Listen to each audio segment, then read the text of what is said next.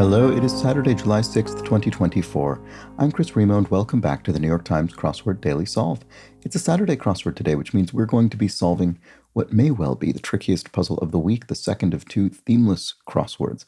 And this potentially tricky themeless edition of the Daily Solve has been brought to us by Daily Buzzard, Mitchell Turek, and, as always, the indomitable Schulmaster and the incorrigible Sheeler Beeler. Thank you so much to the four of them, benefactors of the Daily Solve Patreon campaign, for their generous support. They are, of course, sustaining this series, making it a part of my daily work, and for that, I'm very appreciative. Thanks to those four. Thank you to everybody who's a patron of the channel. And also, thanks to another patron, Kathleen Quinn, a longtime patron, for reminding me of the third anniversary of the Daily Solve, which was yesterday. I think I've forgotten about this each year. So thanks, Kathleen, for the congratulations and the reminder. I really appreciate that. And if you'd like to join the ranks of those patrons, you can head over to patreon.com/dailysolve or click the description field link, where you'll find the bonus videos available to patrons, as well as for benefactors, the Let's Check the Crosses official mug. Thanks again to everybody who supports the channel. Another way to do that is to subscribe on YouTube. That's a big help. You can also join the Daily Solve Discord chat server via description field link underneath. That's a nice friendly chat community. And you can also consider liking the videos, commenting from time to time, like Kathleen did with that helpful reminder. And thanks for all the different ways you all support this channel over the last you have been supporting it over the last 3 years. It really does mean a lot to me. Honestly, I'm very surprised I'm still doing it 3 years later. So that was really just a testament to the people who have become part of the surrounding community. Without whom there would be quite literally no point at all. All right, let's get on to today's crossword, the Saturday crossword by Evans Clinchy, who's constructed about half a dozen puzzles for the New York Times. It was edited once again by Joel Faliano. It's a Saturday themeless puzzle, so just straight solving, and let's start doing that. Okay, journalistic concern. I'm not sure. I mean, I can think of a number of things that would be journalistic concerns, but I'm not sure what to attempt without any crosses at all. Big hits, smashes, or let's see, let's put an S here. Ramirez of Madam Secretary. I've never actually seen that show. Okay, what about this? Cable initials for cinephiles. Turner Classic Movies, probably. Cinephiles, meaning people who love film. They probably watch they could well be aficionados of the cable channel Turner Movie Classics. Actually, I would highly recommend the Criterion channel if you love film.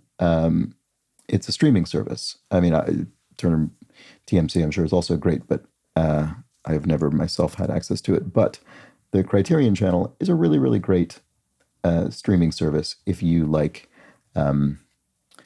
just a very broad, diverse sort of array of film. It's absolutely wonderful. It's not limited to what the Criterion Collection has on their DVDs. It's a very wide-ranging streaming channel, and they swap things out in and out every month. It's great. And I mean, I live in the UK, but you can actually get it in the UK. They don't seem to. You don't need a VPN or anything. They don't seem to stop you from having it. You just need a US payment source, which I understand would not necessarily be accessible to everybody, but if you live in the US, the Criterion channel is great, and if you live elsewhere, it is actually still possible to get. All right, anyway, one down, big hits, I don't know. Touchdown locale. Something Matt? I don't think so. Suffered humiliation. Ate crow. If you ate crow, you were sort of forced to sort of abase yourself out of shame or admit failure. Let's see if that works here. Ramirez. It could be Sarah. I mean, that would be a name that would fit. Touchdown locale. Could be a Matt. Oh, maybe in the sense of gymnastic touchdown. Like a gym mat? Is there any way that's possible? I'm not sure, but maybe.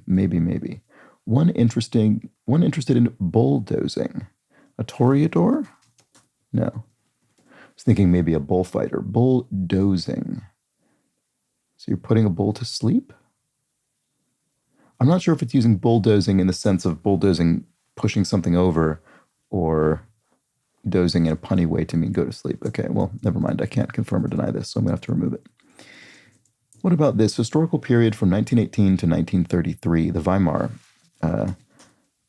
Republic, the Weimar era, representing the sort of government we refer to as the Weimar Republic in Germany. Okay, prior to the rise of the Nazi government. Knocked for a loop. Awed. If you awed someone, you knocked them for a loop, figuratively. So that would make this Sarah, which seemed pretty plausible. Pricing plan category. You could have several tiers in a pricing plan with different features and such. Got in the way of. If you got in the way of someone or something, you impeded them. So that looks right to me. What about this? Moral bankruptcy. Moral depravity, maybe? That does fit. Let's see if it works. Artist who released her first ever rock album, Rockstar, a year after being inducted into the Rock and Roll Hall of Fame. Well, that's pretty fitting. That sort of sounds familiar, but I can't think who it is. I don't know. I mean, I'm sure I've been aware of it, but probably not an artist I'm very familiar with. 10-legged sea creature. 10-legged sea creature. Prawn, maybe? A prawn? They have a lot of little legs. One interested in bulldoze. Oh, cow tipper? Yeah, that must be right. Yes, a bull obviously is a male cow, and you could bulldoze it in the sense of knock it, push through it, knock it over. In other words, tip over a cow. I think that's right. I think that's probably right. I've never really understood the phenomenon of cow tipping. Is there a reason people do that? It's just sort of seems like a strange thing to do to an animal. But I might be missing something about it. Anyway, artist who released her first ever. Right. Okay. Who is this? So it'll be an artist who came from a different genre. But I can't think. I just can't think. I don't know. Sorry. Like many viral posts, they're retweeted. There we go. Reposted on Twitter/X. Still not sure. TV character who said, "What you call love was invented by guys like me to sell nylons." That must be Don Draper from Mad Men. That sounds familiar. That was a great show. Oh, Petrol? No. There was a band called Petrol at my university at UC Berkeley when I was there. That's definitely not who this is. How could I not? Oh no, Parton. It's Dolly Parton. I spelled Weimar incorrectly. How did I do that? How did I mistake that so drastically? That was absurd. This is obviously Dolly Parton. Oh my goodness. Okay. Well, there we go. It makes sense. Okay, she's the type of artist. It totally makes sense that she would be sort of preemptively inducted into the Rock and Roll Hall of Fame. You do see that sometimes with kind of artists who cross over, even if, into, I guess, what you'd consider sort of rock, as vague as that is, even if it's not considered their primary genre. Okay, cross. If you're cross, you're angry, you're peeved, you're irritated. Word with sound or language. Barrier, sound barrier or language barrier. There we go. So a scientific and linguistic concept, respectively. Ancient city near Jerusalem. Sure, I'll kick myself when I see that. Tactic for driving digital subscriptions. A paywall? Yeah, you could have journalistic reporting behind a paywall in order to drive subscriptions to fund that very reporting. NBA coach Pat, who trademarked the term three-peat. This is probably a name I've seen, to be honest, but I definitely wouldn't know anything about this person, but I'm not sure offhand. Left and then a right, say. A 1-2 punch, a left and then a right sort of, hook or whatever, jab, a hook, that kind of thing. Yes, in boxing. Blank something. Not sure. Pioneer Day celebrants. Probably ends with an S. Money for bread, e.g., abbreviation. Money for bread. Slang? In other words, no, that's the other way around. Money for bread, synonym? Money and bread can be synonymous if you're using bread in that particular manner. Let's try that and see if it works. Unusual item. And refuse to let go. Something on. To refuse to let go would be to hang on or to, I don't know. What about this? Blank something. Onto something. If you're onto something, that's a phrase. You're heading in the right direction. Let's see. Unusual item. Pioneer Day celebrants. Is it a group, a sort of ethnic group, or a people of some kind? Ancient city near Jerusalem. What about the? Oh, have we looked at all these yet? No, we haven't. Shove off. To shove off could be to leave, or to. It could be to leave yourself, or to sort of shove someone else off, or it could be shove off in the sense of a ship. I think of a ship sort of shoving off. But I did say leave, and that it does actually fit. So it might be the answer. Let's try it and see. Pioneer celebrants.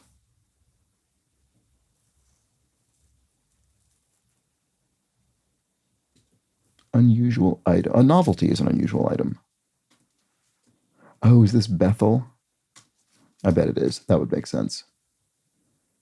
What about this one? Refuse to let go. I still can't see that. Oh, is this Utahns, maybe? People from Utah? Order at a bar or at a butcher shop. I'm not sure, but I'm just trying it. Order at a bar or at a butcher shop. A pound. Order at a bar. Or at a butcher shop. How do I not see that? Tagging along. If you're tagging along, you're in tow. You're following people. You're with them. You're in tow. So Pat Riley, maybe? Oh, a round. Okay, yeah. So a round could be a cut of meat, like a cut of beef, for instance, but also it could be a round of drinks that you order at a bar. So there we go. And to refuse to let something go, there we go. Metaphorically rather than physically is to dwell on it. Okay, good. That's all correct. That all seems fine. Utah and Bethel were correct. It's a tough cross, maybe, if you don't happen to know those. Okay, let's get back to this area of the grid. Big hits, touchdown locale. Oh, Mac is a surprising. Cow tipper definitely looks right. Touchdown location. Huh. Oh, no, it isn't. It isn't strange. It's tarmac. It's referring to the apron of a runway, an airport runway, which I think is sort of improperly frequently referred to as tarmac because I don't think it is actually typically that material, but also nobody cares. Sorting category on a social media feed. Sorting category on a social media feed. Age of the post? I'm not sure. Last little bit. A dreg, maybe? Went up. Grew?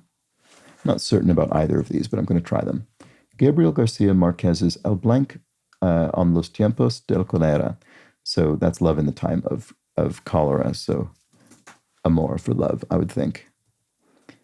Is the answer to the as the component of the title of that book. Journalistic concern. Oh, editorial standards, probably. Yeah, I think that's right. So sorting category. Oh, maybe it's new. Maybe I was sort of on the right track with age, but it's new. You'd sort of say new, sort by new post or something like that. Everything good between. Yeah, that looks right. Are we okay? Everything good between us. Are we okay?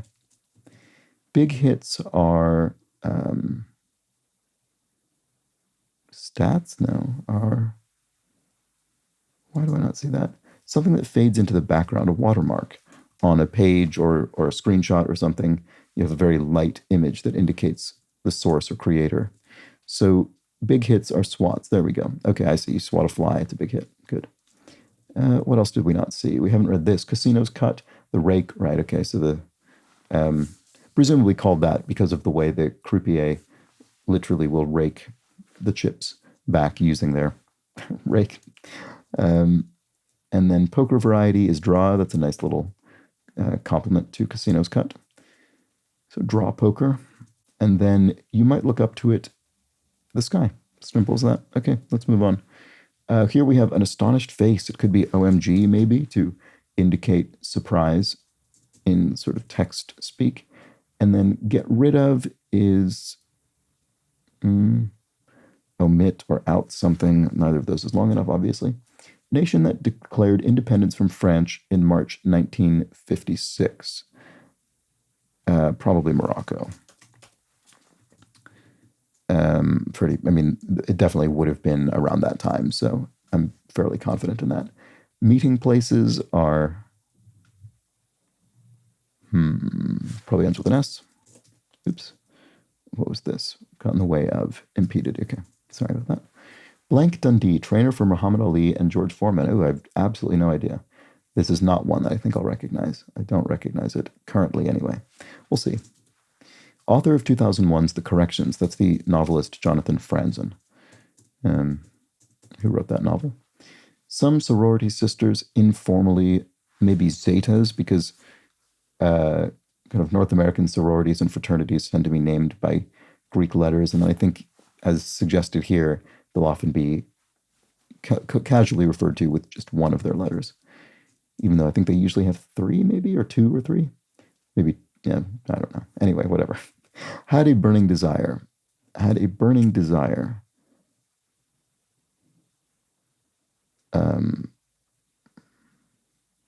I don't know. I keep thinking of things like smoldered, but that's not right, obviously. Hot dog buns in a pack often. Are they an octet? Is this the thing where there are 8 hot dog buns in a pack, but 6 hot dogs, or is it the other way around? It must be this way based on it being octet. East Coast travel option. The Acela is the ostensibly high-speed rail corridor. Well, it's a service on Amtrak's Northeast Rail Corridor of the United States. Okay. Get rid of. To offload something is to get rid of it. There we go. I will admit.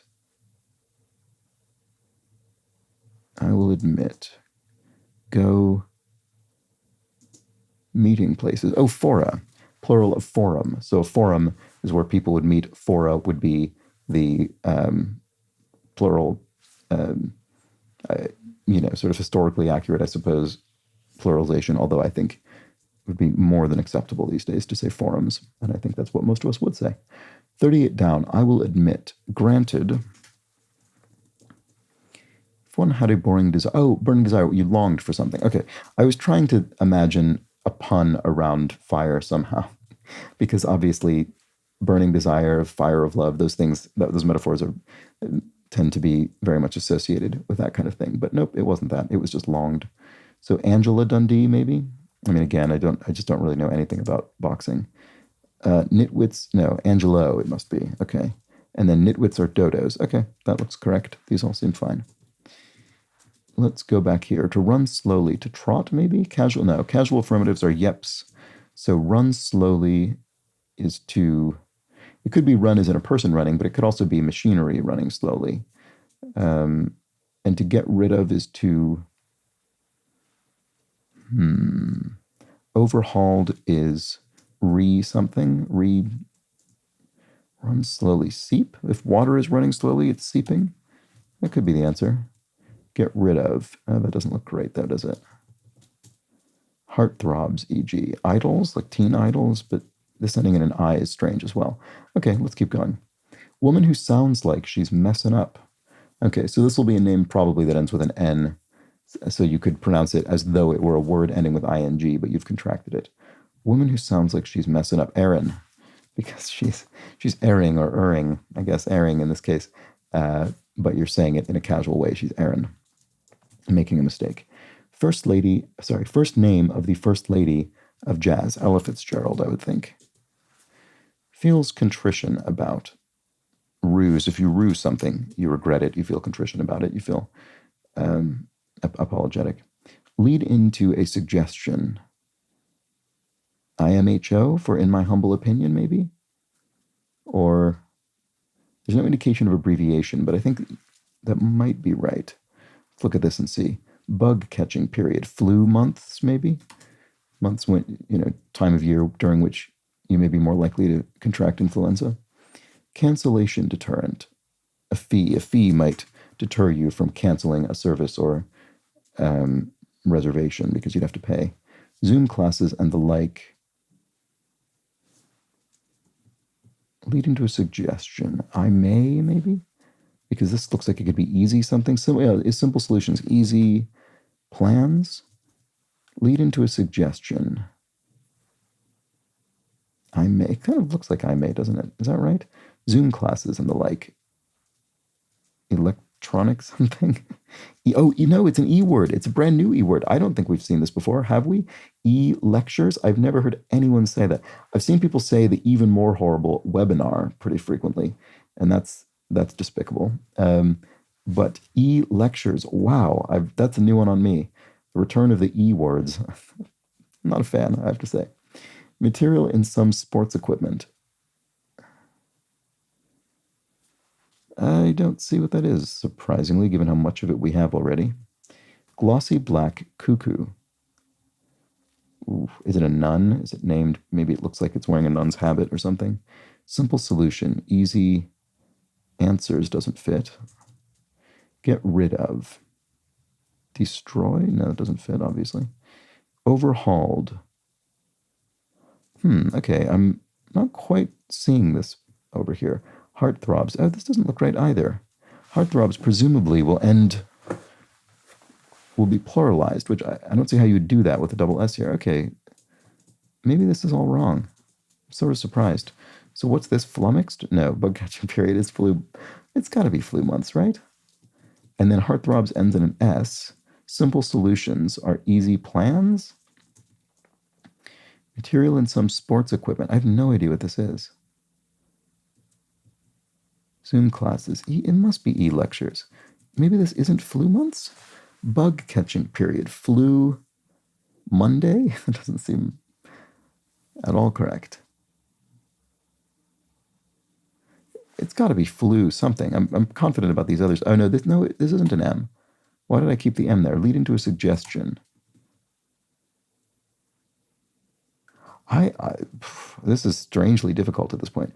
Glossy black cuckoo, right. Maybe this is seep? Run slow. No. Run slowly. Get rid of.